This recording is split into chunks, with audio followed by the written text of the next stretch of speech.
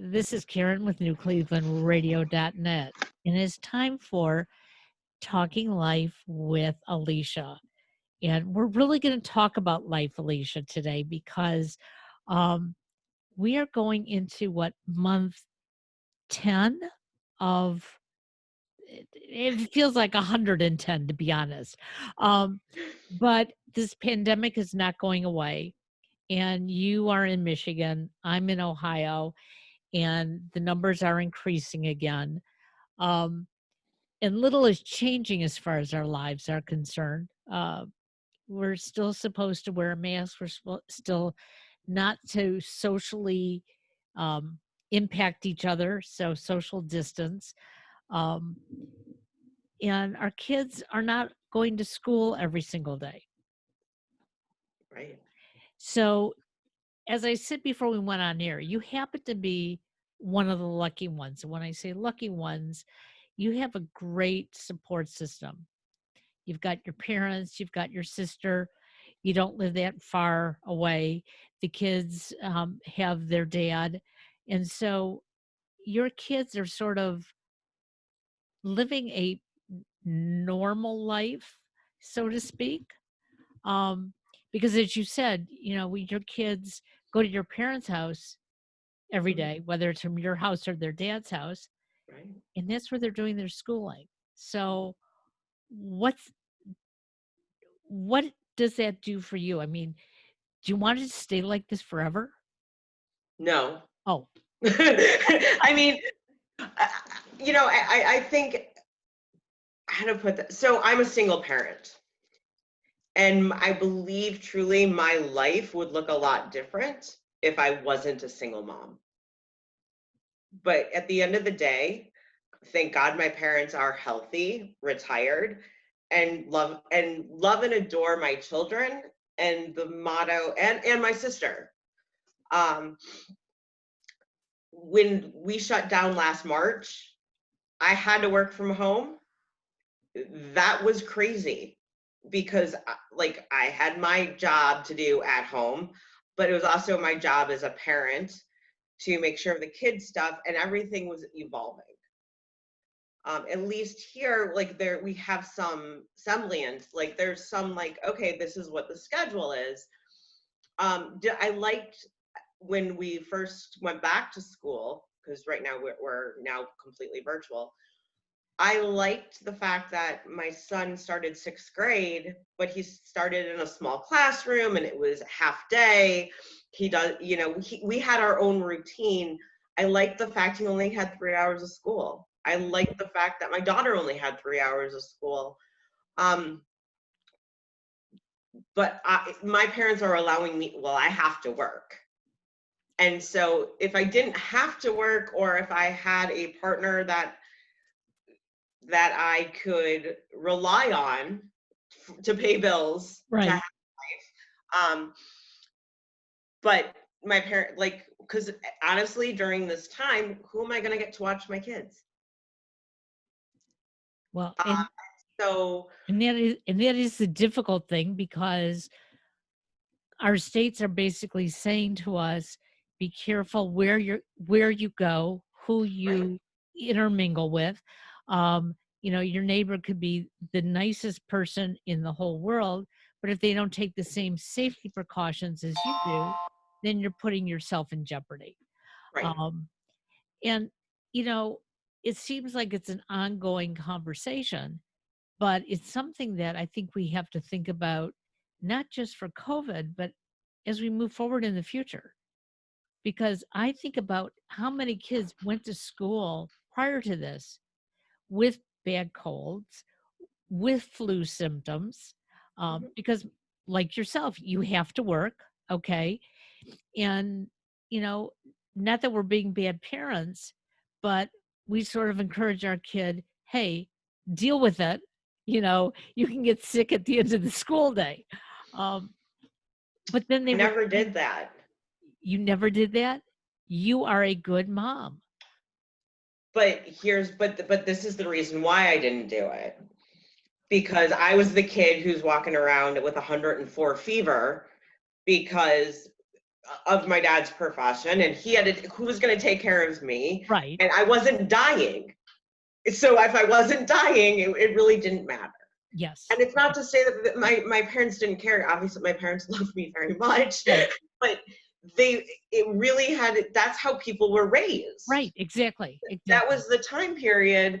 I'm fortunate my kids are pretty healthy, and I'm not an alarmist. So if my kids had a fever, first off, they never got like a little fever. It was always 103, 104, and I'm Uh, like, great, this is you're lovely. sick. Yeah. Um, they were too sick to go to school. Right.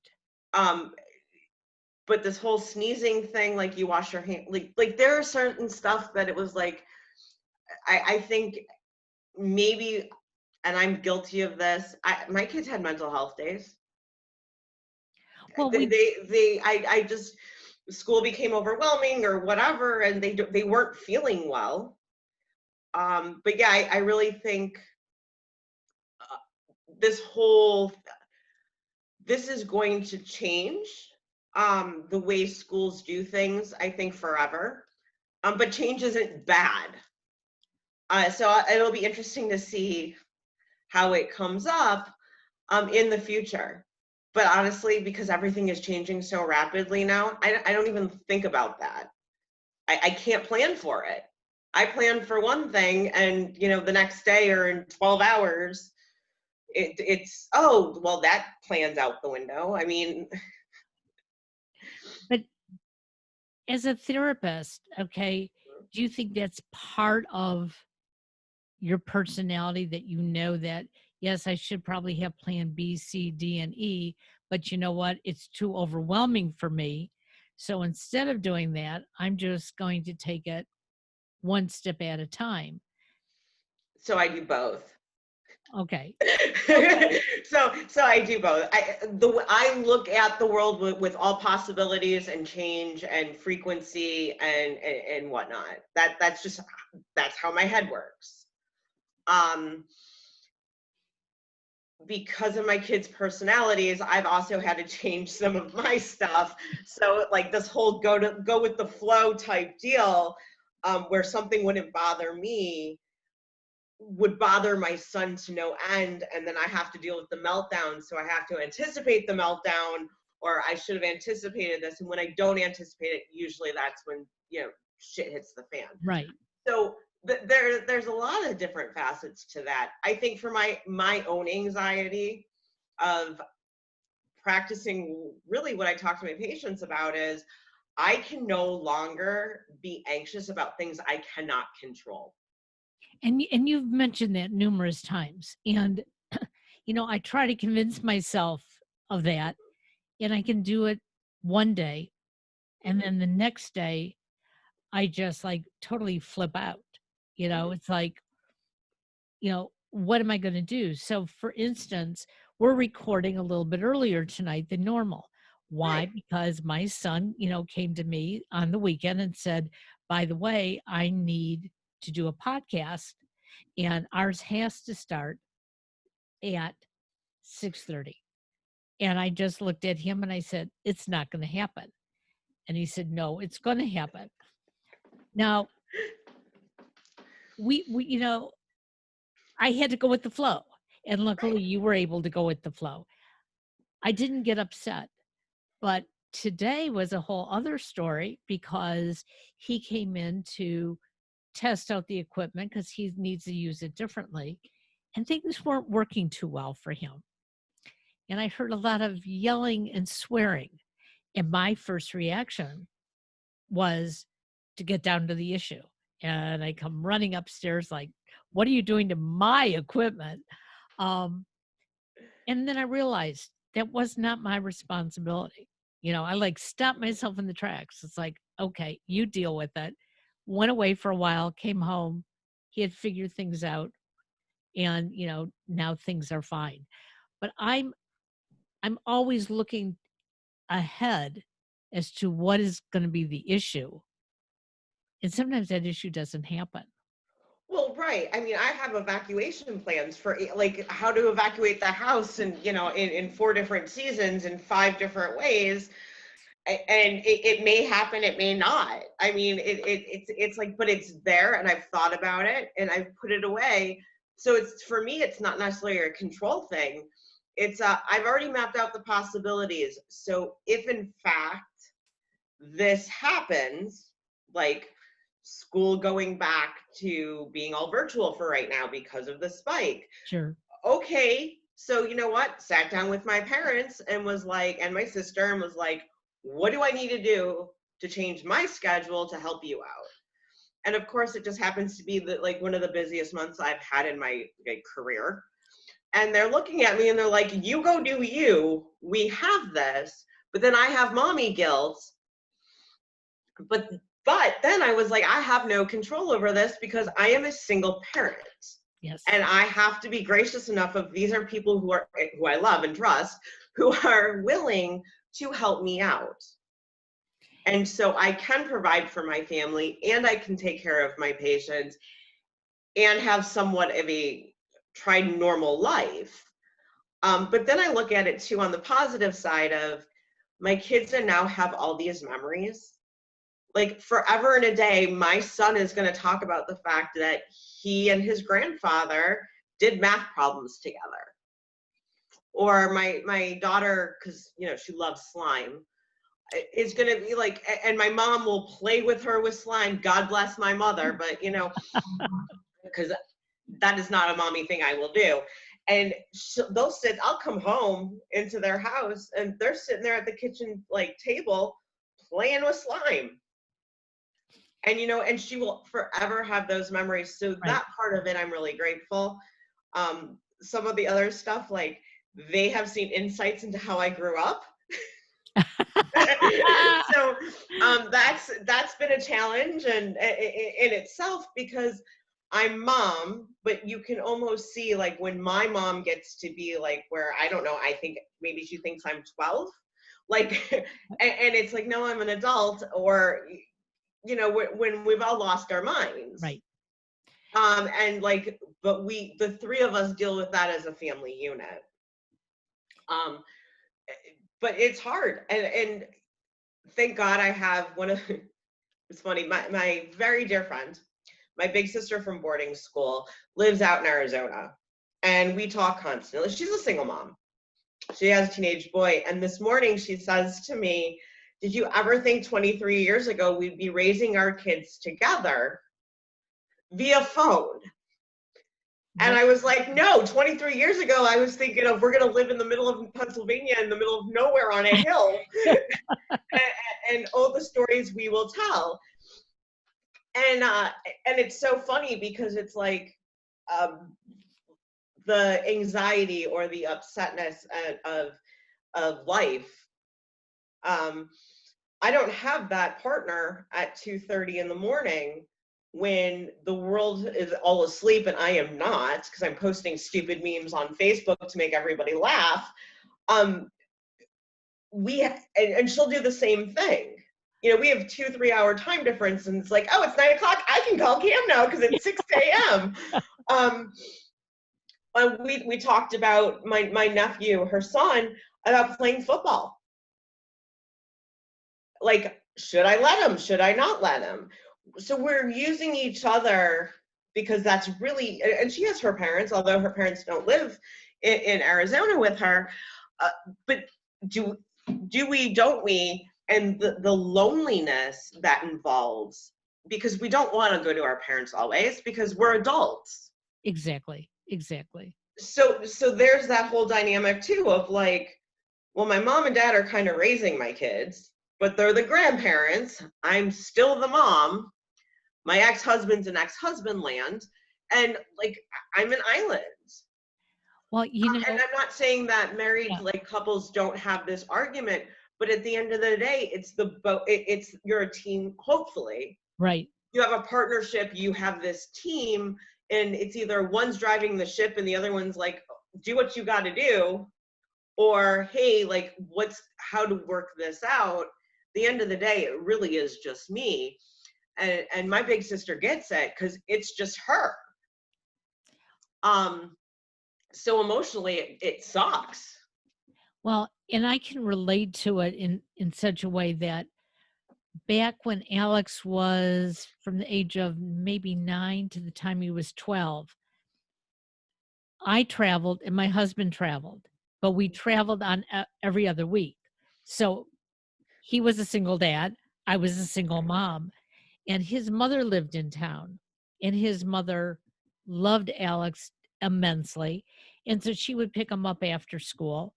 But one of Mhm. the things that Alex learned, which was probably perceptive of him, but not the best, that he could do just about anything during dad week. Mhm. And dad never really asked about homework. His gran would, but then he'd say to gran, "Oh, dad and I are taking care of it." Right. But then he wouldn't tell dad. And then the next week I would come in and there I was, and dad was out of town. And not only did he have homework this week, but he had last week's homework that he had to make up. And then I became the mean one. Um, But you were able to have that conversation with your husband. right. Yes. See, I see, Yeah. and that's so you weren't really single parents because I think when a single parent is, yes, you have, I like to call it a designated parent or a pod, a parent on duty. But he wasn't babysitting, he was parenting, you were Right. parenting. You just won't weren't both doing it together. Yep. I think there is a big difference in it because when people, because now that I am single, like that drives, like, oh, I was a single parent. Oh, No, no, you were not because yeah. you have your husband or the stepfather to your children or whomever.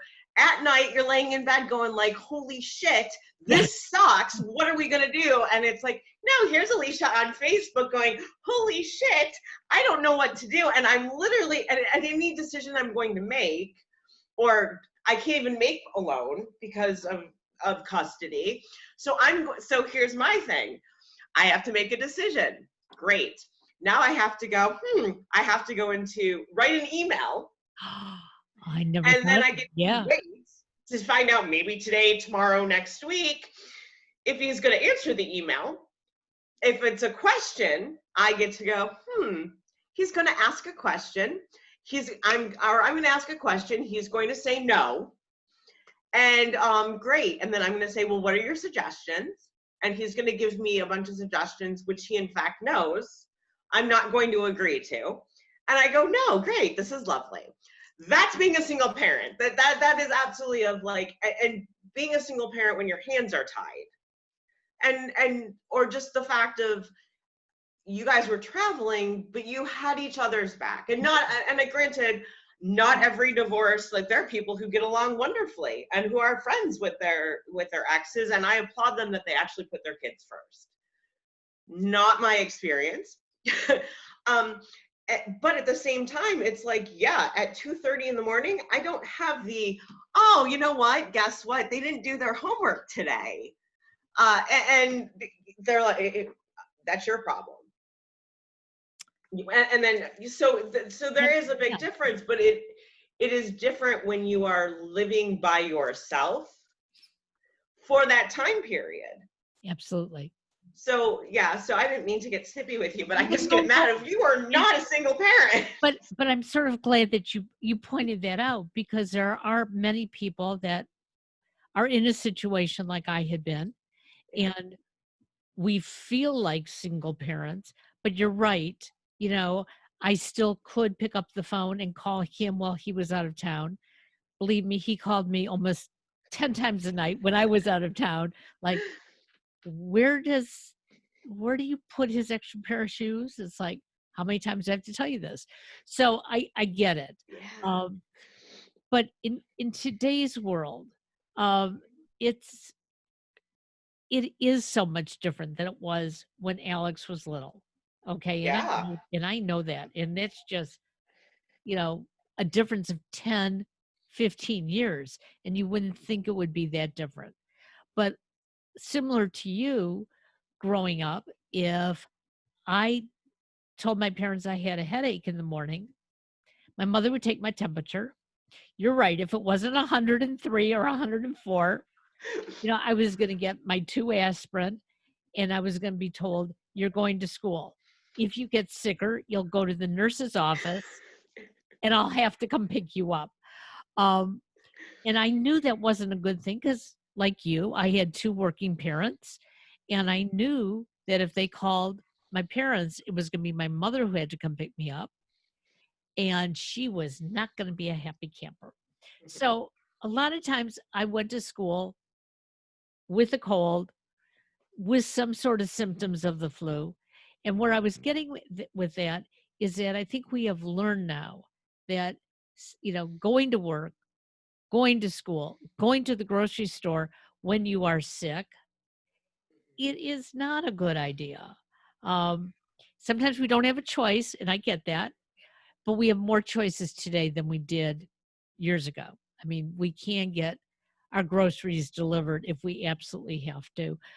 Certain things can be done, Well, but but back in the day when you were younger, oh wow, I've been spending look a at lot of time that. with my children. Back in the day, sorry about that. That's really not appropriate. But you guys, but there was a grocery delivery. You had milk deliveries.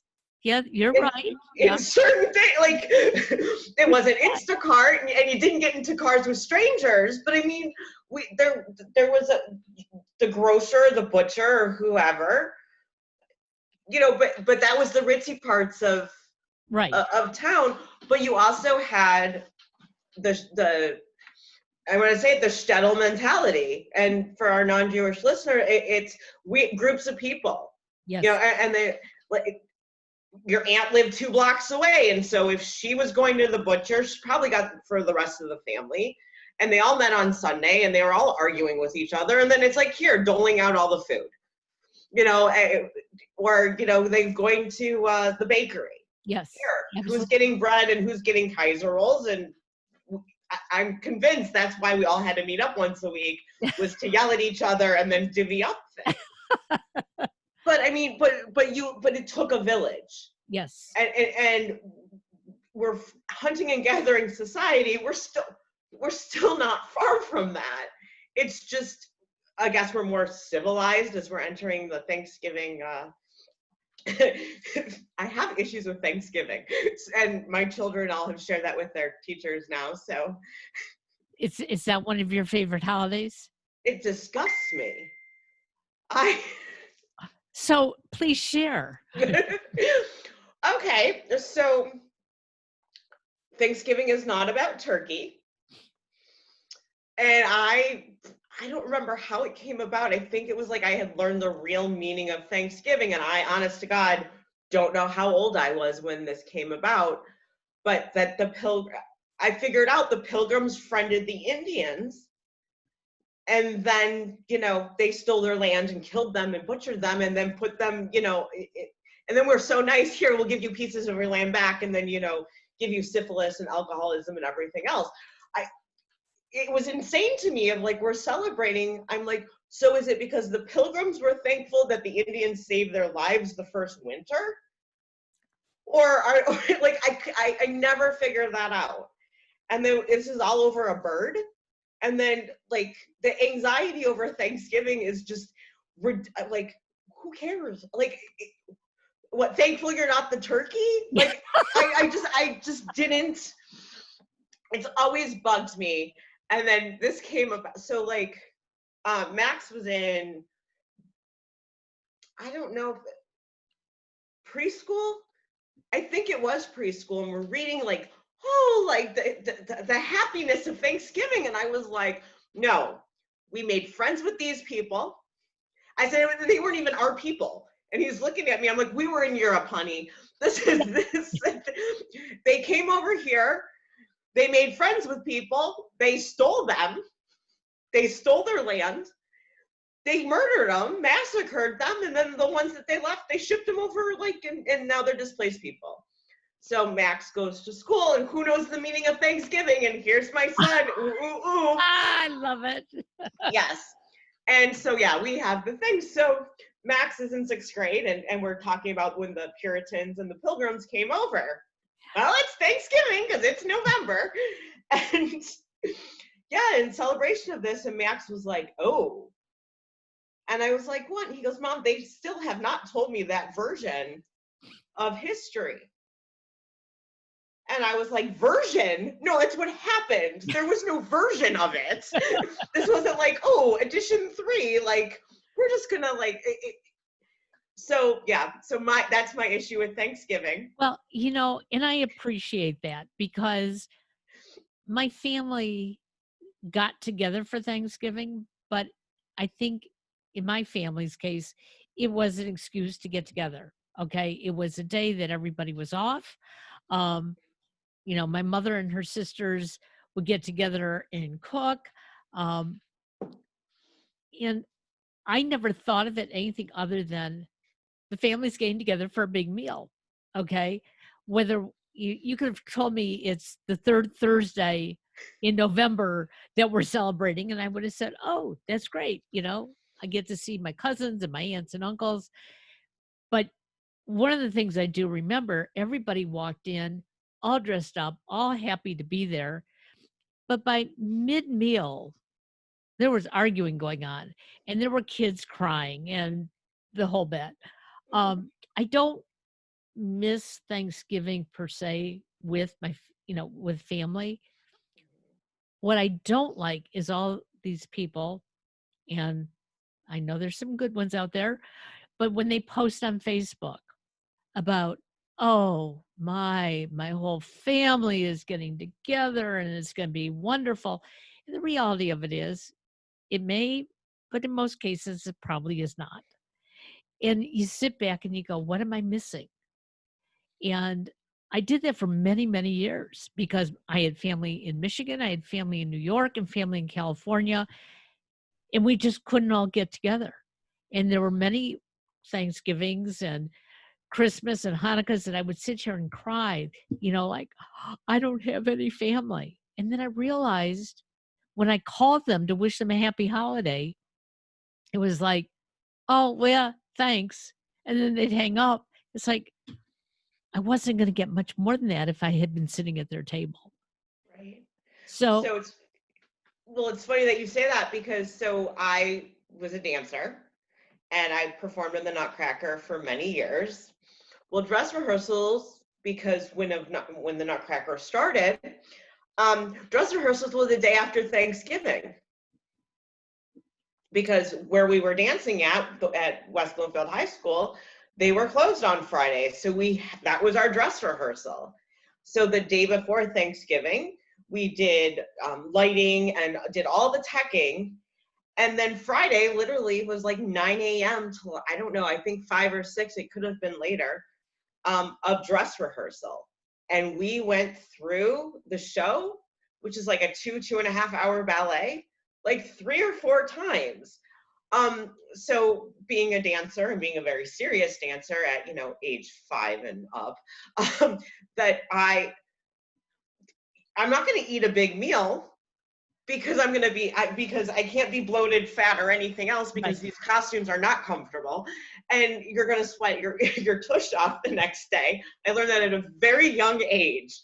Sodium is bad the day before. yes. But we didn't have that because it was too much on my mother. Because we literally was like, okay, we're going to do this. We're going to do this. Like, and that time period revolved around my dance schedule. Right. And then when my sister joined in with it as well, our dance schedule. And so who cared about Thanksgiving? So it was we all have this Norman Rockwell painting. That's it.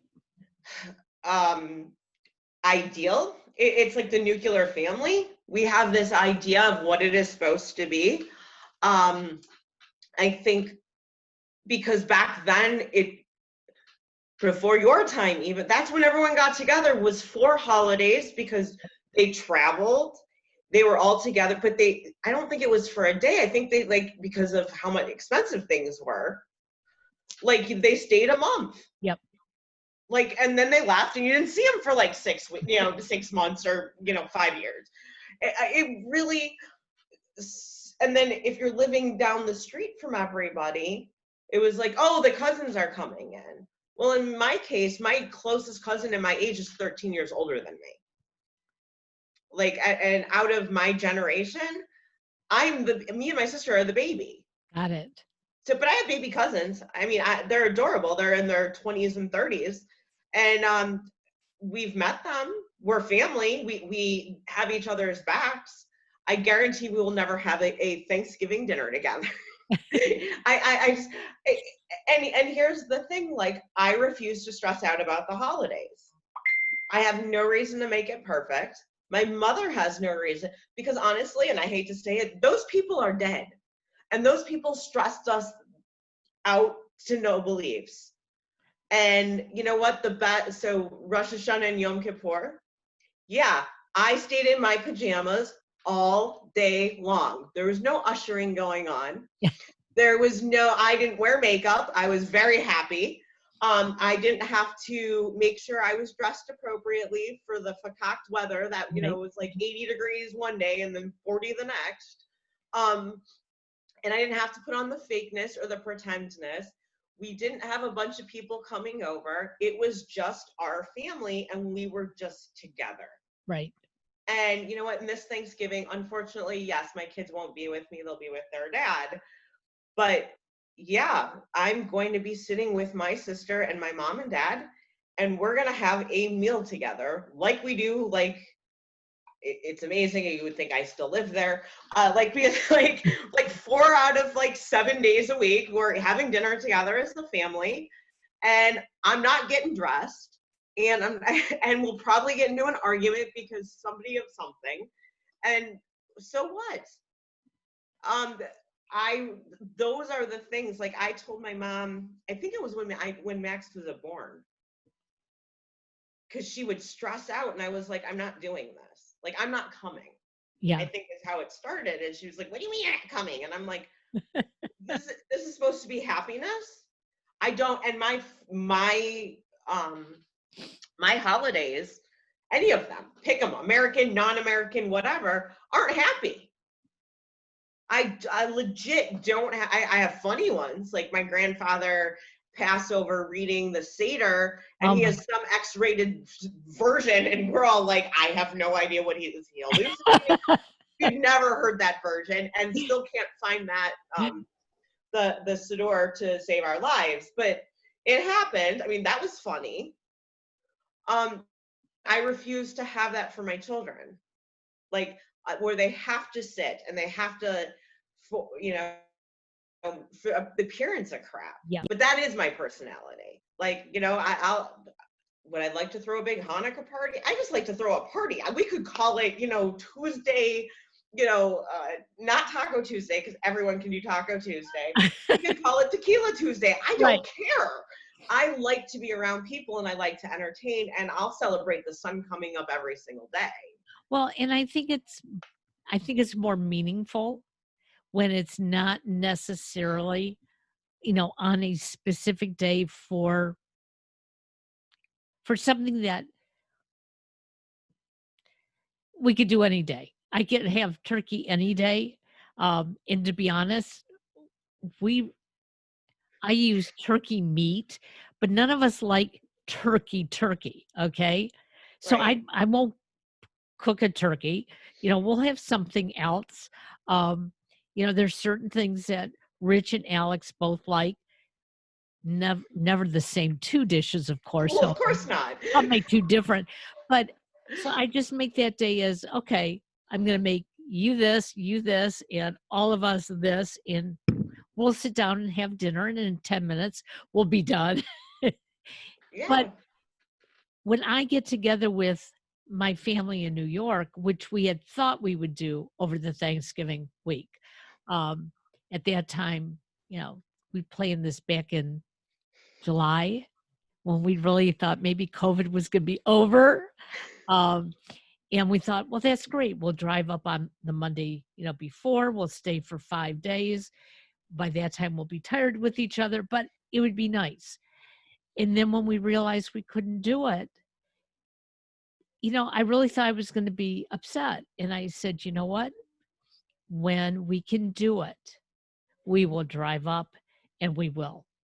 And it could be February, it could be June, I don't know. But now I have something to look forward to. And when I hear people talking about, oh my gosh, we can't celebrate the holiday like we normally do, it's, you know what? Maybe it's a good thing. Yeah, I Maybe, don't want to. yeah.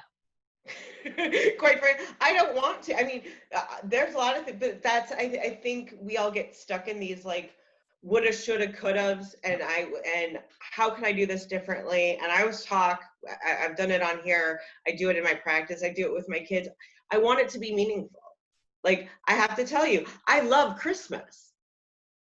Yeah, I'm Jewish. I love every holiday but I love Christmas.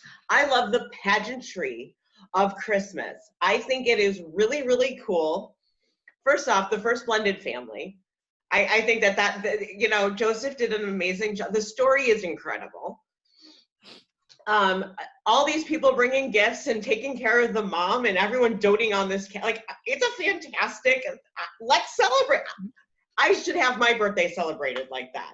Like, I mean, bring the presents. Let's make a big deal. Oh, it's Veterans Day, so my birthday is a big day, but it's because it rightfully so. But every day should be Veterans Day.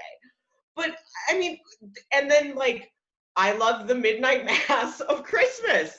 It means nothing spiritually to me, but the whole like going through and the candles, and it is absolutely gorgeous. And so, yeah, and you know what? I love putting up my tree. That is our Hanukkah tree, which is, by the way, pagan. And I am like, and my kids all say it. They're like, what is this? I'm like, it's for the winter solstice. That's when you give presents. Well, and let's talk about it. The Christmas tree and Santa Claus really have nothing to do with Christmas except for what we've made it. Well, Coca-Cola made Santa.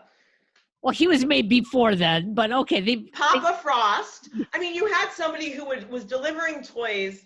If you really want to go there, it was somebody who was literally like giving toys to the children, and it was the underprivileged children. Right, exactly. So there we go. But no, the whole Santa the American Santa that we know, thank you, Coca-Cola, trademark. Like, okay, great. You know what? And that's wonderful too. I like the polar bears playing in the snow while I sit next to the fire because I don't like snow. Like it's great. And you know what? But no, I have my pagan tree. It is my Russian New Year's tree. If you ask my father, okay. My mother just goes, okay. She's just not even going to address it with me. My kids know it's the holiday tree because I tend to live what I preach, and I accept people, and my home is for open to anybody. So it doesn't matter what faith you are. I will forever and a day make Christmas dinner for my friends who can't be with their families. Sans this year because I'm not going to do that. But unless you're part of my bubble, that's my thing. That's my shtick. So, and I never understood because Hanukkah was the festival of lights. And I think that we should just honestly, like, the menorah is great. But my God, we have so many other things that with twinkly, and I love twinkle lights. Gotta have some, like, I'd have a whole winter wonderland scene out in front of my house if it wouldn't take me like 3 days to do and decorate and like have a heart attack. I love my tree. Every ornament has its place. Lights are done a certain way, which is why my whole house is not decorated because no one would be able to sit down or breathe. And I'd be like, no, don't touch that. This is why I should not have one. But I mean, but my kids love it. Like, and it's a holiday tree. And they like to know like the reasoning, but like about not, and it wasn't about Christmas. And then we get some of our rituals from. So as you talk about trees, yes, first year that I was with Richard, I felt that we should have a tree. Mm-hmm. And he looked at me like I was a little crazy. And he said, well, I have this artificial tree. And I said, okay, that's fine. And he brought it downstairs and he brought me all these boxes of ornaments. Now, he went out of town on business. And so I figured out how to put the tree together. Mhm. I took every ornament because I thought you were supposed to use all the ornaments. And he had ones he made, his grandmother had made, his aunts, and then store-bought ones too. He came home and he walked in and he said, "What did you do?"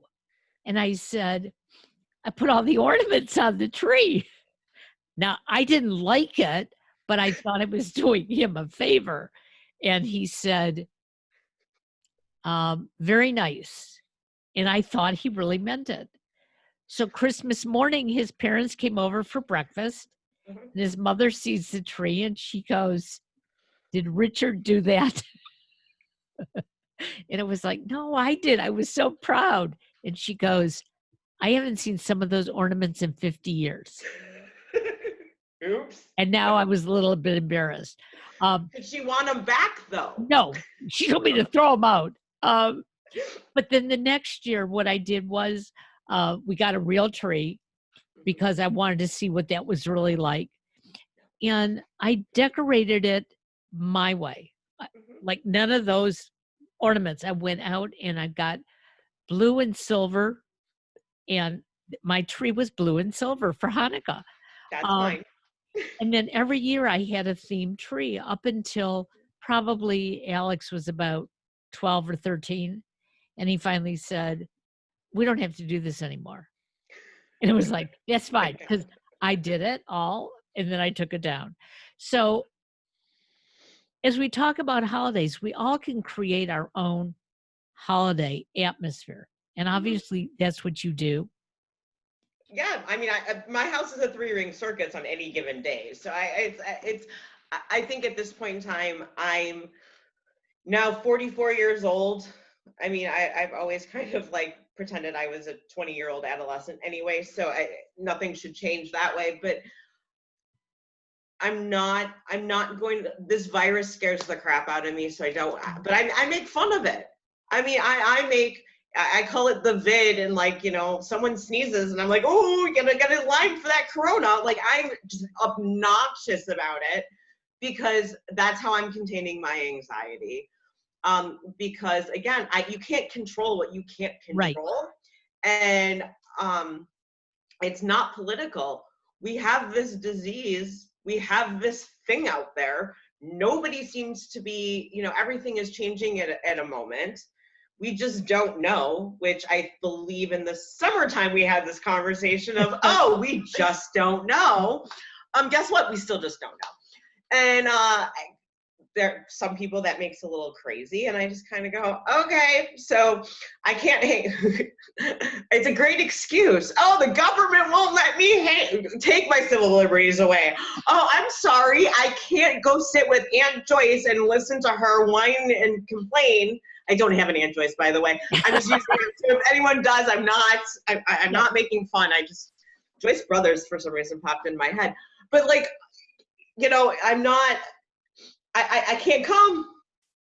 I can't. On the flip side, people who are alone, um, it is an isolating time. The holidays are sad, and I think it's like what we have to make of them, and starting new traditions. Yep. Absolutely. I mean, I've got I matched my children, so we all have matching pajamas.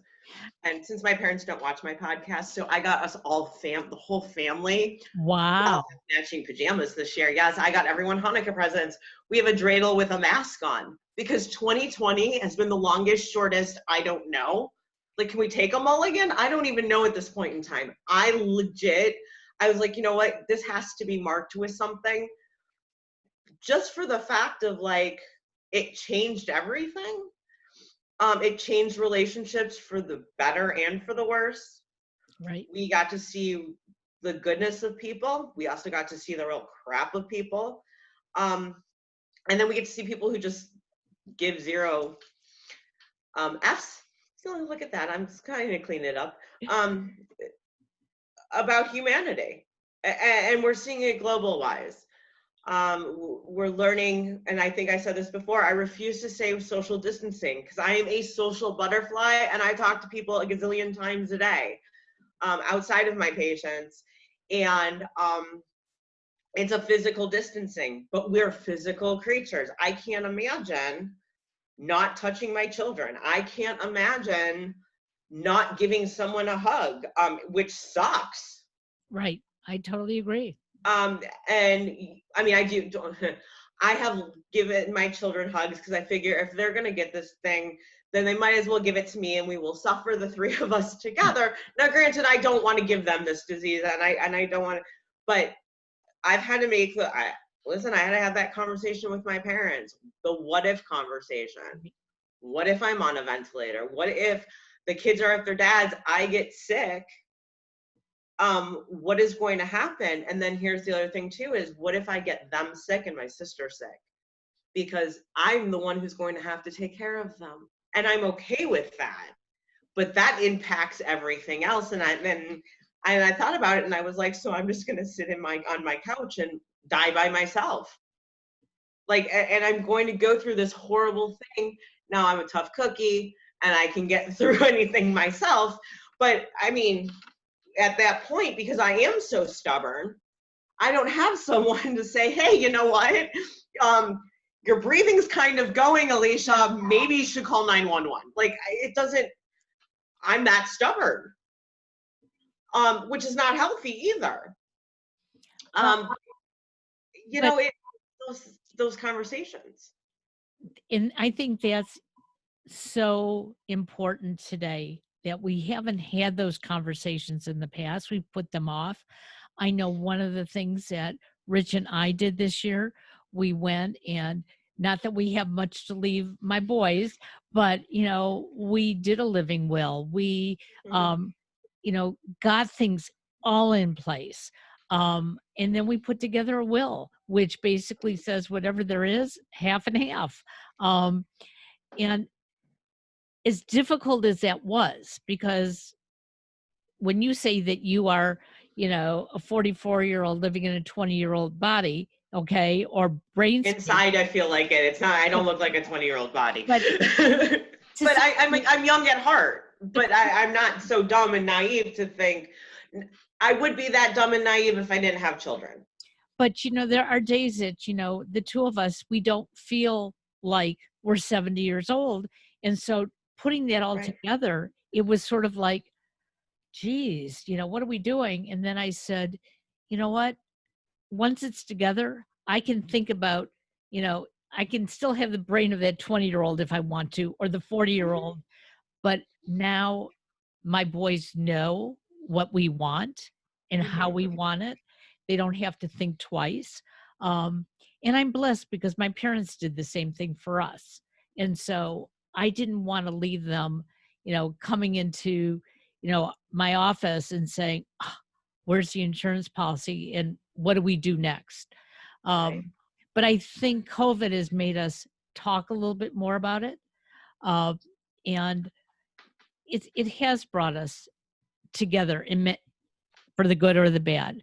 But the one thing that I want our listeners to know, and I'm really proud of this. So you told me right before we came on air today that you had a parent-teacher conference. I did.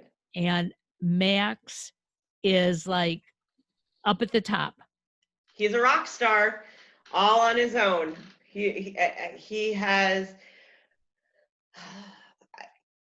so, all of his teachers told me what a kind and thoughtful child I have, and that he has his peers' backs, but he also has the teachers' backs, and he's just not an inherently, I mean, he is an inherently good kid, and I will brag about that, but I mean, he genuinely cares, but he genuinely cares about his schooling.